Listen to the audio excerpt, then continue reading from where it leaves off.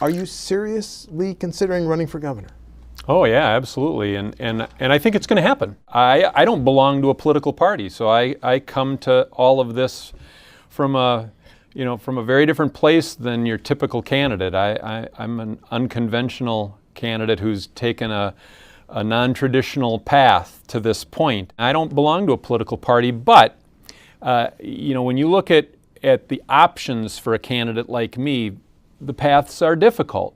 You run as an independent, and what you do is you split the change vote and you get the status quo reelected, and then you get blamed for the continuation of the status quo. Well, Clark County gave 63% of its votes for President Donald Trump on November 8th. When I was growing up, that area was electing Democrats to represent people there. And now that area is redder than Waukesha County. It is as Republican as it gets. But it's also one of the 5 poorest counties in the state. It is. It's one of the 5 poorest counties in the state. It's an area that is struggling mightily. But Democrats really haven't competed in that area for a long time. They've written it off. And I think that's a mistake for Democrats to write off large swaths of the state. A lot is made about the fact that unemployment has come down some. And it's true enough. You can go out there and find work. But for an awful lot of people, you can't find work that keeps you in the middle class. We're leading the nation in shrinkage of the middle class.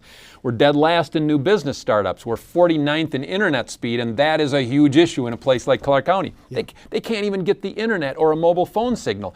Their roads are going to hell. To me, supporting Donald Trump was an act of wanting to extend a middle finger to the political establishment, and he was the biggest one they could find. For crying out loud, they just want somebody who says, we understand your struggles and the challenges you face, and we're going to address this. We're going to act like you matter to us, because they feel like they've been just written off. And they have been. If you're running for governor, you can legally take an $86,000 check from a political action committee, and you can take legally a $20,000 check from an individual.